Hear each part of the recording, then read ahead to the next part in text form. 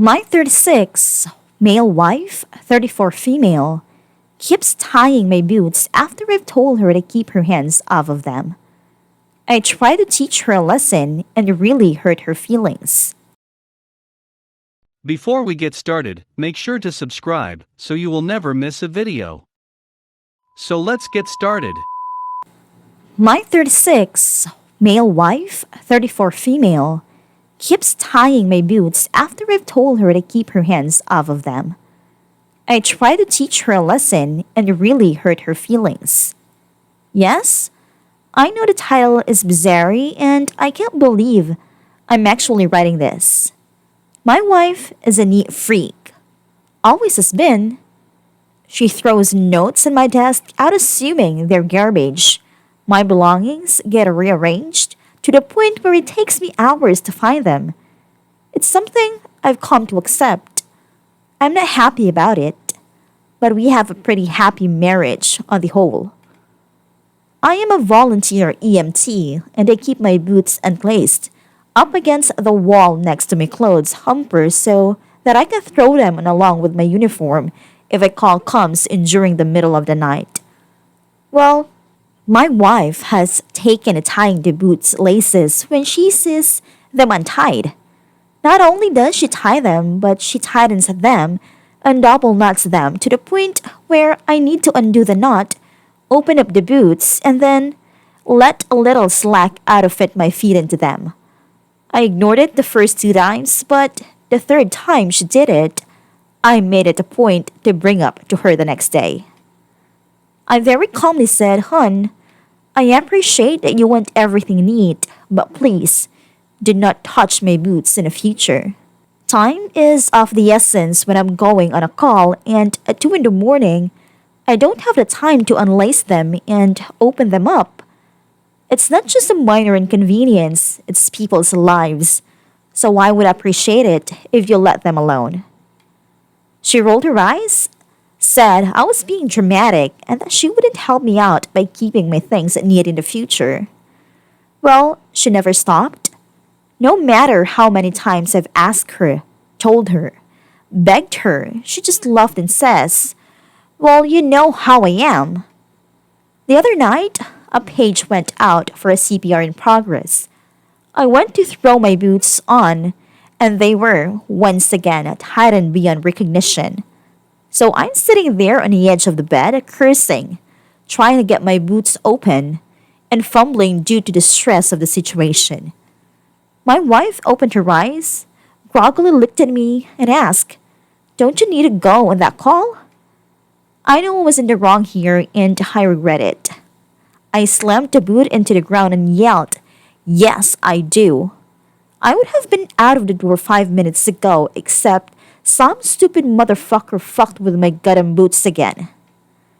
My wife got up without another word, walked into the bathroom and slammed the door. I got my boots open and went on a call.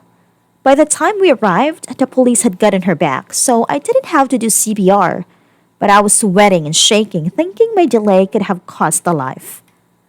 I got home and my wife wasn't talking to me. She ignored me the entire day until we finally sat down and talked.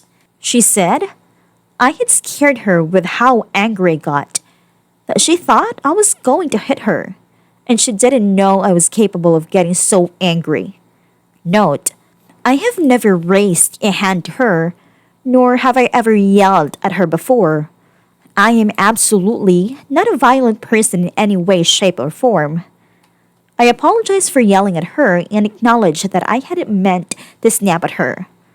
I was frustrated with the situation as I needed to get to the person in need of CPR as soon as possible, and it was a delay that I didn't need to happen. I once again pleaded her to not touch my boots because lives were literally on the line. She told me that if I was going to overreact and make her afraid, then she would never touch my boots again because she didn't want to live like that. Last night, before I got into bed, I had a sinking feeling, so I went over and checked my boots. I was very disappointed to find them tightened up again. So I decided to show her how it felt. I went over to her closet and pulled out her running shoes. I unlaced the shoelace on both of them, removed them from the shoes completely, curled them each into a little coil, put them inside the shoes, and put them back. I then went to sleep. At 6:15, I was woken up by my wife screaming, "How could you? Why would you do this?" Holding up both laceless shoes with tears in her eyes. My wife likes to go for an early morning run, and I knew she would want to get out the door as soon as possible. I smiled and said, "You know how I am. Just like things neat." She continued sobbing and walked out of the room. So by the time she was all laced up again, it was raining, so she missed out on her run. I actually feel pretty terrible about that because I really only wanted to delay her, not ruin her plans completely. At this point, she's alternating between crying that I went out of my way to hurt her and ignoring my presence. I acknowledge that what I've done has been pretty childish and not at all constructive. I just don't know what to do.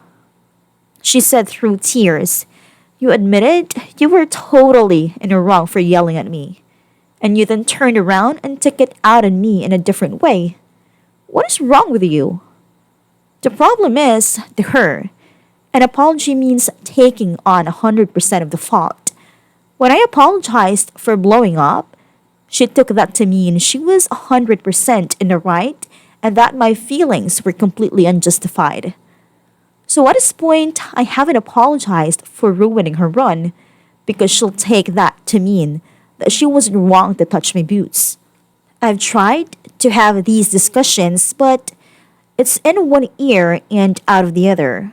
We have such a good relationship otherwise, but I feel like this issue has reached a tipping point and it's going to continue to result in arguments until we resolve it.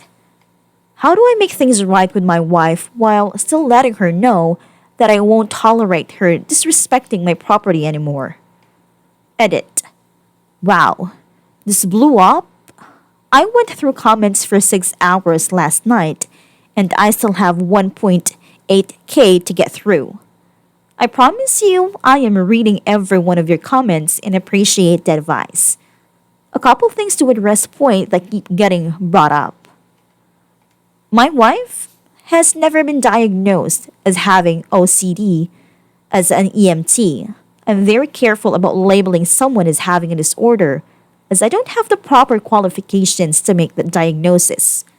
I do agree that it's time for her to see somebody, get a proper diagnosis, and address these issues. My boots lace up in the front and zipper on the side. They're not a full unzip, but rather an unzip to open them up a bit. The way my wife is tying them makes them impossible to get on even with the zipper down. They're weatherproof and great for standing on rough terrain or the highway after accidents. They're only about a year old and were actually a gift from my wife. I've not considered Velcro before. I'm a bit hesitant to do that as I don't know what they wouldn't catch on things or wear out quicker. I've tucked the laces in, but she still tied them up. This is a bit of compulsive behavior on my part. I don't leave my boots in the garage because my mother was a smoker growing up, and that's where she would smoke. So I would end up with ashes in my shoes and having them reek of tobacco after. So I developed a habit of wearing them into my home. Also, if I leave them there, they're likely to get moved someplace safe, where it will take them even longer to find them. Putting the boots in the closet, she found them and tied them. Putting them under the bed or out of sight, they were found, tied, and moved to the closet. I honestly believe that a foot locker or any other kind of box would get moved to where I would have to wake her up to find it. If it's locked, then my keys are likely to go missing.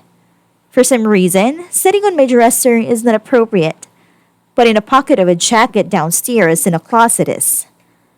I am likely going to start putting my boots in a car, though I had to laugh at the people suggesting decoy boots. As much as it may seem like it, I'm not living in a spy versus spy cartoon. I am volunteer EMT. Respond from home? We don't have sleeping quarters and I work the overnight shift, so I sleep during my shift. Get out of the bed when a call comes in. Drive to the building and take the ambulance to the scene. This is typical of volunteer organizations. Paid EMS is more likely to have sleeping quarters or even require EMTs to be in a truck throughout their shift. Community based EMS is more likely to take 911 calls and respond to emergencies whether paid or volunteer. Private EMS is more likely to take care transport requests such as to/from dialysis or chemotherapy as well as hospital to nursing facility discharges.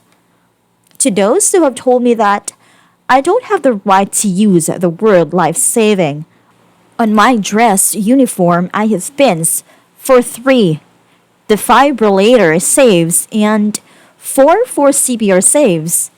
I've crawled into a car wreck to open someone's airway and bag them until we could get them out. While transporting a patient, I recognized signs of internal injury and ordered we divert to a trauma center, where he was put directly into emergency surgery that saved his life. Did I do these things entirely by myself? No, of course not. I would never claim that I was the sole reason someone lived. However, I am, at my very basest level, a vital link in the chain of survival. So, while I can claim complete credit for any of the things I've done, I would certainly put a lot of blame on myself if someone didn't live because of something I failed to do. I have a full-time job that I work 8 to 5 Monday, Friday outside of EMS. That is why I volunteer on the night shift. My wife works as a payroll manager for a mid-sized office. I earned about $10,000 a year more than her. We've been married for 2 years. While I lived on my own before we were married, she didn't move into the apartment until we got engaged. So I think, to her, that it was my place, not ours, and she didn't really touch my things. I was with another EMS organization until we moved to a new town after our engagement. When we bought the house, I joined the local volunteer squad as an EMT. My wife regards my job as part of my identity, while she sees that EMS is something I volunteer to do. She would say, "This is my husband. He is," job title, not "This is my husband. He is an EMT." Thank you for all the awards in this post. You're all very kind. I appreciate so much that you take the time out of your day to acknowledge things and want to help me.